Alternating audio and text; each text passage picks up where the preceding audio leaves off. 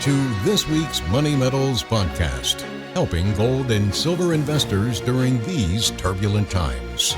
Now, this week's market wrap with commentary and analysis from Money Metals Exchange, the company named Best Overall Precious Metals Dealer by Investopedia.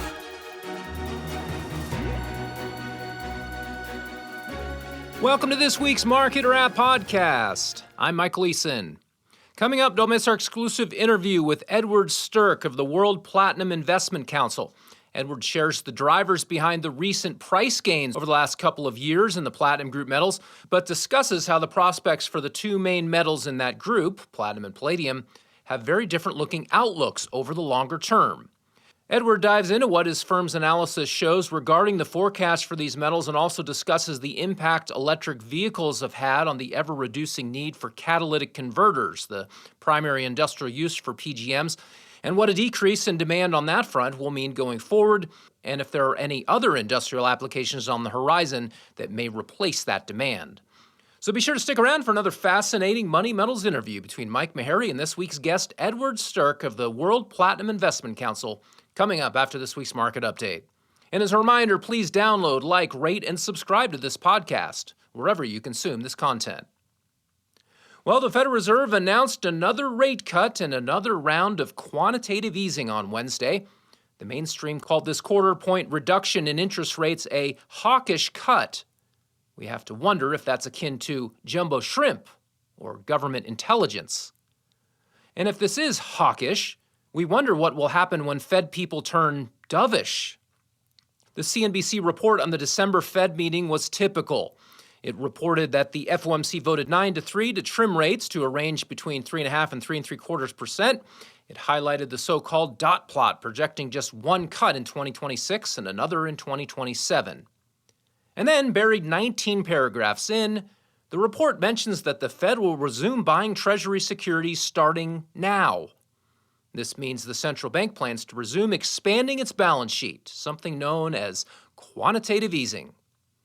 According to Fed officials, the central bank will purchase $40 million in Treasury bills today, and going forward, purchases will remain elevated for a few months before they are significantly reduced. Of course, you will not hear any central banker or mainstream pundit utter the words quantitative easing. In fact, if pushed, they'll almost certainly deny that they're doing it. They'll call it reserve management, or tell you they're engaged in technical operations to keep the financial system's plumbing moving.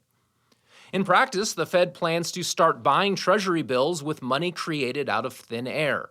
This will increase the money supply and put downward pressure on Treasury rates. The balance sheet will grow, liquidity will increase, risk asset bubbles will get more air. This is exactly what QE does, and by definition, this is inflation. In effect, the Fed supersized its rate cut while still maintaining a somewhat cautious stance on further rate cuts. TradeStation head of market strategy David Russell told CNBC the central bankers threaded the needle by delivering a modest cut while quietly easing monetary policy even more through the back door. Not surprisingly, the stock market rallied on the move, thrilled that the easy money punch bowl is going to fill up even faster than they thought. Gold and silver moved up sharply also, although silver has pulled back here today. More on that in just a moment. I mentioned that pundits are calling this a hawkish cut. What exactly is hawkish about it? Certainly nothing that Jerome Powell and company just did was hawkish. They cut rates, again. They announced balance sheet expansion. But Powell did say some things that one might perceive as hawkish, but actions speak louder than words. To sum it all up, the central bankers at the Fed are revving up the inflation machine while trying to convince you they are diligently fighting the inflation dragon. They made two concrete moves to loosen monetary policy, but they said some things to make you think they might not loosen much more.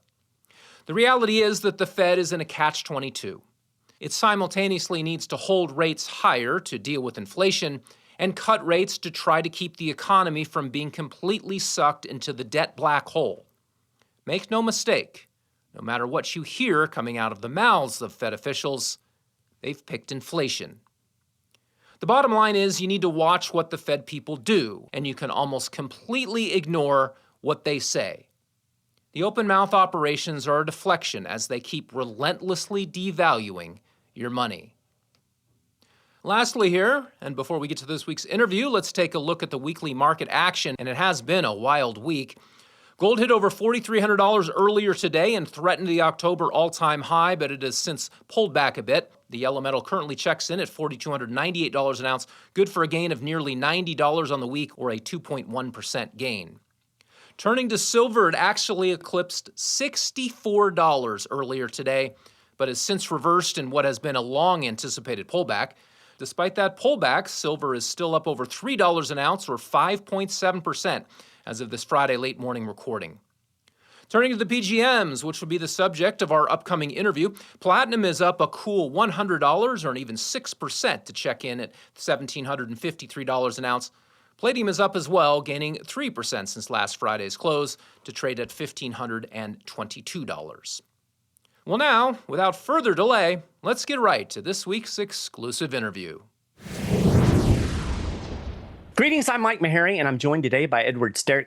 Edward is the Director of Research at the World Platinum Investment Council. How are you doing today, Edward? Yeah, good, thanks, Mike. Thank you very much for inviting me on. I'm looking forward to a good chat. Absolutely. I'm really excited to have you on. We talk a lot about gold and silver on this show. Don't talk about platinum and palladium as much. So this is a great opportunity to kind of introduce our audience to another metal that's out there that's a potential target for investment. So what I'd like to kind of start with is just something really basic. It says platinum in your name, but I know that you don't just focus on platinum. You're more focused on a family of metals. So can you kind of explain exactly what does the WPIC cover? Yeah, so I mean, platinum was what we were set up with a mandate to try and grow interest in to begin with, and we've broadened that more recently to look at the other platinum group metals as a whole. Now, to kind of explain, there are 6 metals within the grouping of platinum group metals. Platinum's probably the best well known, but then you have palladium, rhodium, iridium, osmium, and ruthenium as well, and they've all got different applications. But from an investment perspective, people tend to focus on platinum, although there are some investment opportunities in palladium as well. Yeah, I've seen more interest in palladium over the last couple of years, and even rhodium a little bit. I've seen some chatter out there in that as well. So I kind of want to focus on platinum and palladium since they're the biggies. And what I'd like to do first is kind of, if you could compare and contrast the two metals. I know they're very similar, but they're also different. So if you could kind of let folks know, what's the difference and why are they similar? Why are they grouped together? They've got quite similar properties from a chemical perspective. So they're both pretty efficient catalysts, and they're both used in the catalytic converters, as an example, that you have in internal combustion engine powered vehicles, and that's to reduce the harmful emissions from those vehicles. In terms of the balance of the market, it's slightly more than 80% of palladium's end use is in catalytic converters, whereas for platinum it's a lower number. It's more like 40 to 46%. And then for palladium, the rest of the market is a split between industrial and a little bit of jewelry and a little bit of investment in terms of the demand profile. For platinum, jewelry is much more important. It's about 26% of the market, and investment varies quite a lot, particularly with things like ETF flows, and it can make up to about 26% of the market as well, 25, 26%. But sometimes when you get big ETF profit taking, it can be in negative territory as well. So it can be a source of supply.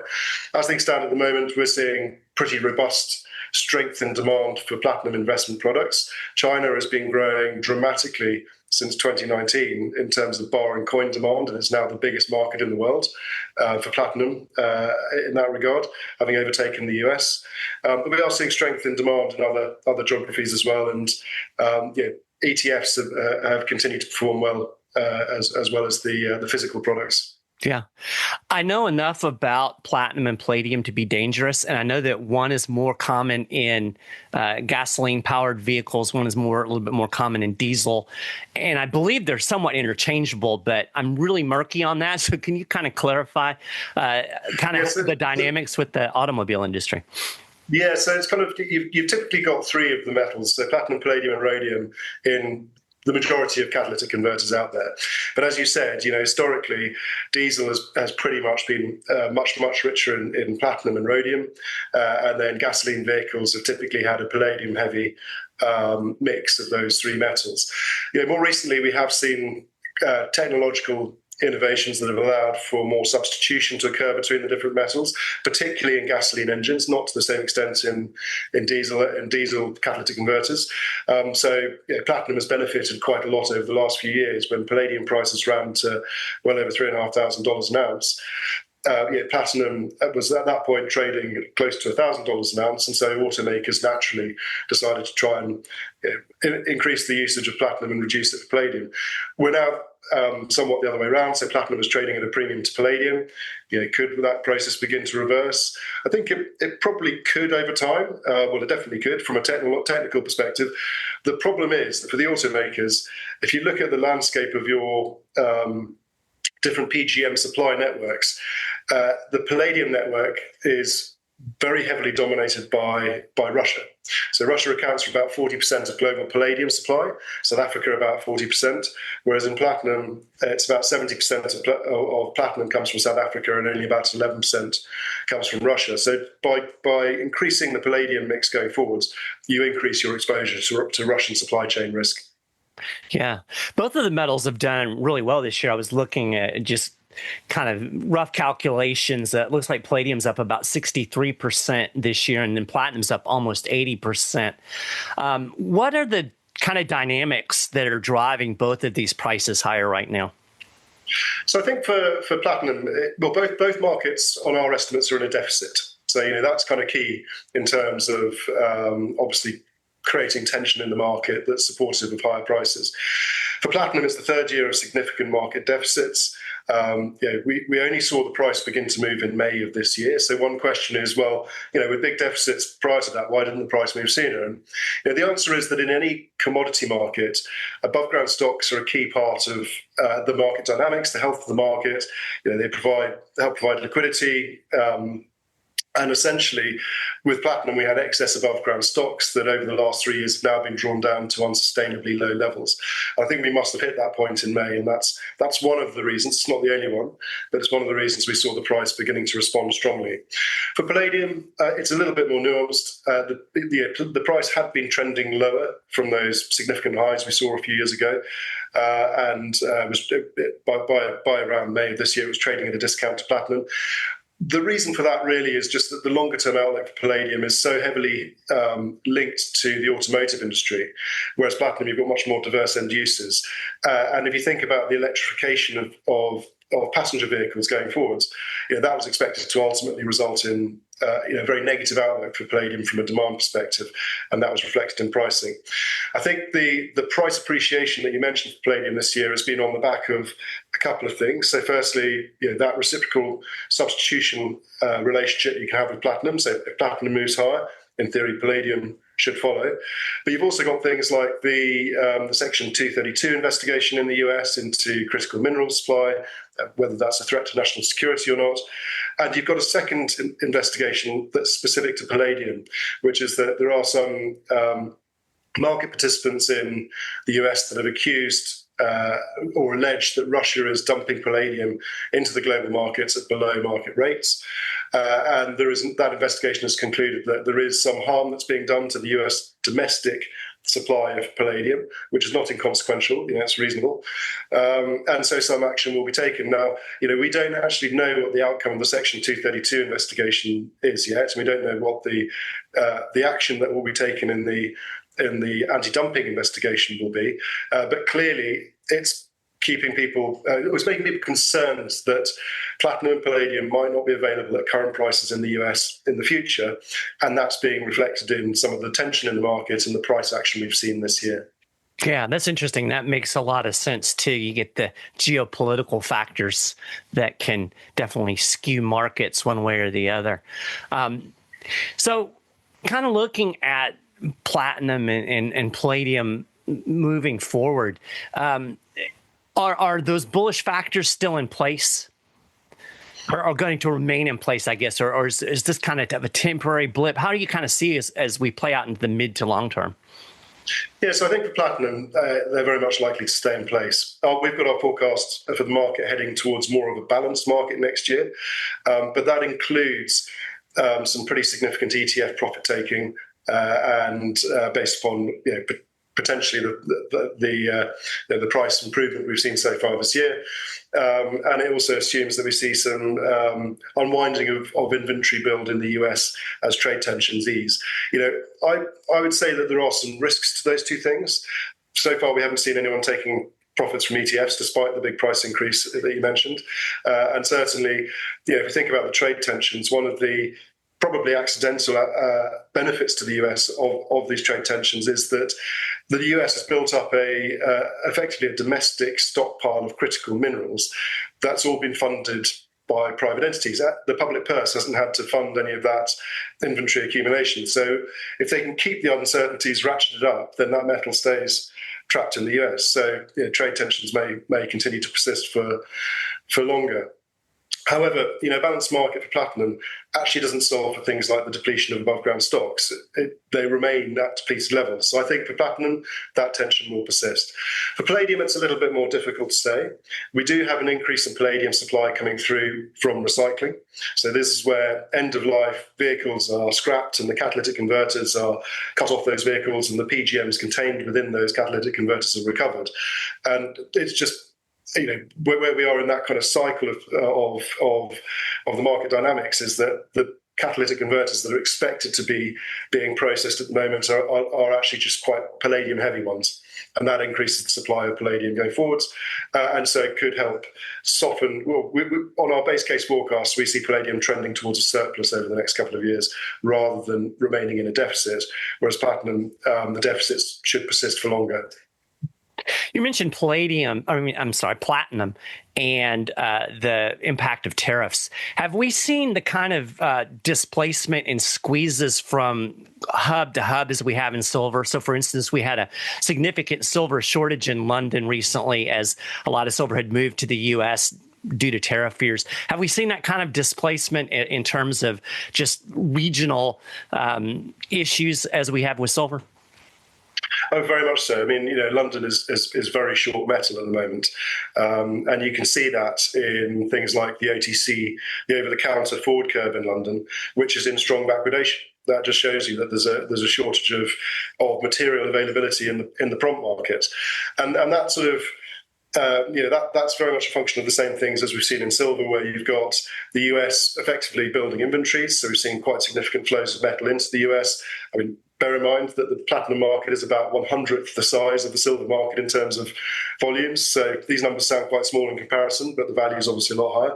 But there's been around 400,000 ounces that have flowed into the US into visible exchange warehouses. There's probably additional metal that isn't disclosed. But it's not just the US that's competing for metal, it's also China. There's a new futures exchange that started trading in China the week before last called the Guangzhou Futures Exchange. The exchange has been around for a while, but they launched physically settled platinum and palladium contracts.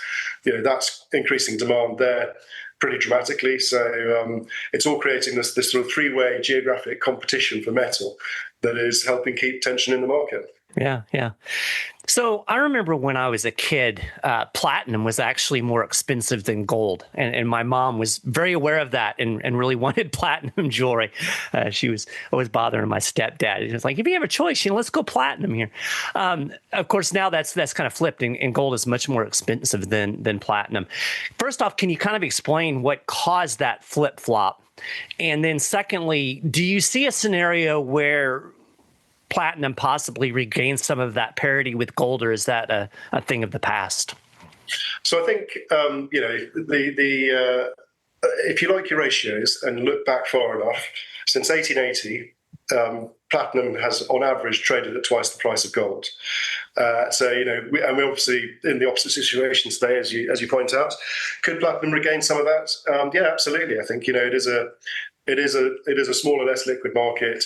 Most of the end uses for platinum are highly price inelastic. I mean, you could question jewelry, and so on, but I think often, as probably like your mother, people tend, there's in some ways there's a positive price relationship between the metal value and demand for jewelry that we've seen over the last few years, at least anyway. So yes, I think we could see it come back again to a degree. But looking back at why gold is more expensive, has become more expensive than platinum, I think is also important. And clearly with gold, it is about 30 times larger market than platinum. So it is more liquid. Mankind has had millennia-long relationship with gold. It is the currency-like metal that isn't controlled by any government. It's not a fiat currency. It's tangible and real. And so, if you think about central bank buying over the last decade or so, there's been a significant gold accumulation. And we're at a point now where, for the first time, since the late 80s, central bank gold holdings are now higher than treasury holdings in value terms. So, clearly that shows that there's this pivot towards hard assets. And we're seeing that occur now. That's been ongoing for central banks for about 10 years, as I said. But we're also seeing asset managers in the US say, they're going to start shifting their portfolio structure to accommodate more gold. And realistically, there just isn't enough gold in the world for this transition to occur. And so we're seeing spillover into the other precious metals. Silver's benefiting, and certainly platinum and palladium are benefiting from this as well. So it's an overall switch to hard assets, and a rising tide floats all ships. Yeah. I'm kind of flip-flopping backward a little bit in terms of the flow of questions here, but this just popped into my head. We're talking about the significant offtake that we have in both platinum and palladium for vehicles, and these are primarily internal combustion engines. How do you see the evolution of EVs impacting that demand in the mid to long term? Well, it's a key question, isn't it? And certainly, our base case assumption is that we continue to see electrification of the drivetrain. Fundamentally, if we're going to decarbonise, it's kind of essential. I would say that our view has been very much that process will occur more slowly than perhaps some of the other market commentators have anticipated. And part of the reason for that is, we've looked at this from a consumer preference perspective and just seen that whilst a lot of the early adopters have adopted pure battery electric vehicles, the kind of next cohort of consumers is that bit more skeptical, that bit more reluctant. And so the automakers were probably going to struggle to hit their electrification targets. And that's playing out from the consumer perspective, but we're also seeing certain governments around the world, the US would be one, where there is a bit of a kind of rowing back on the commitment to pursuing this decarbonisation pathway. And so again, that slows the overall picture.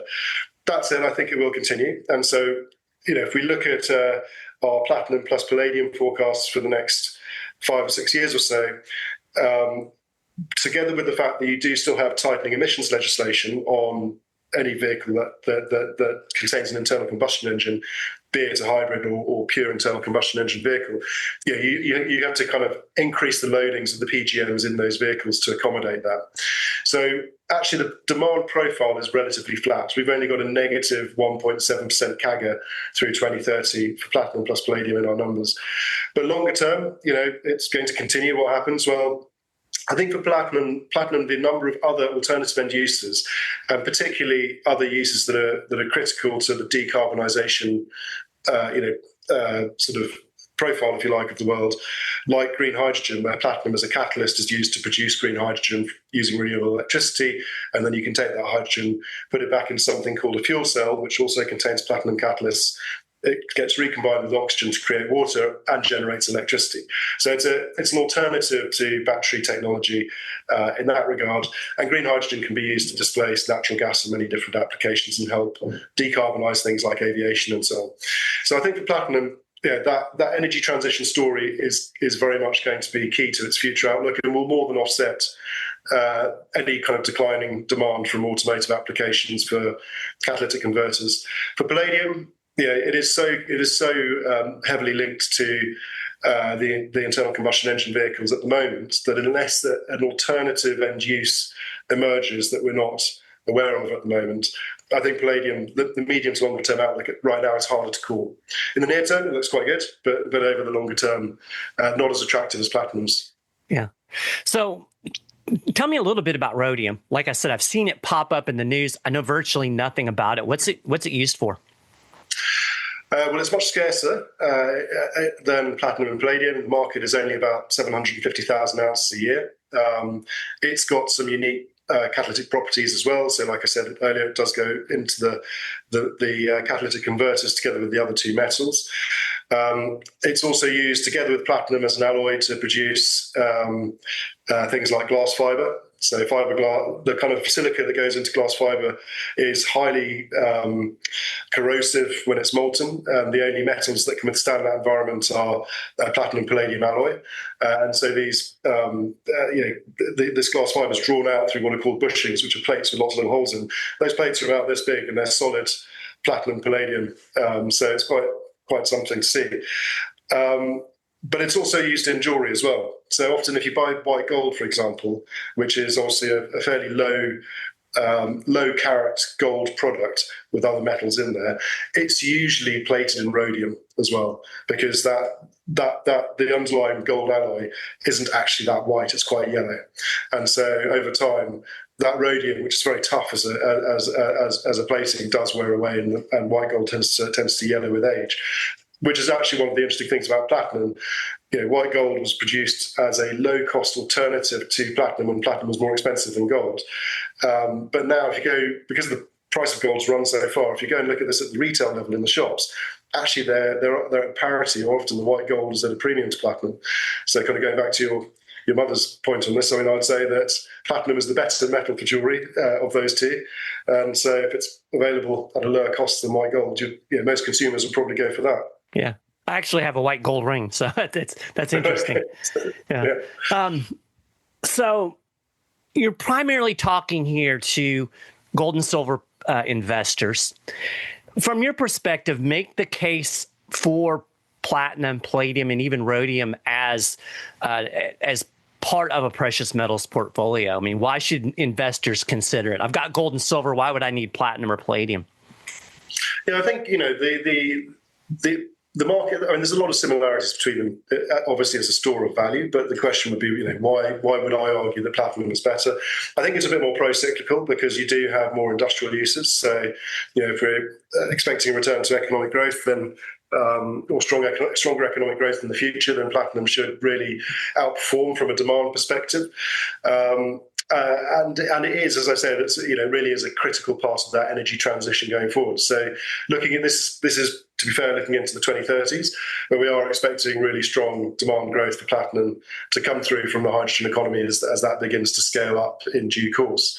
So that's going to be, I think, very, very helpful for the medium to longer term value of the metal. Yeah. And I think really just any type of commodity right now in an environment where we have so much inflationary pressure, I think in the United States we do, in Europe, and of course a lot of countries even worse. So I think a lot of folks are looking for those things that are going to store that wealth and store that value. And these metals are certainly in that category.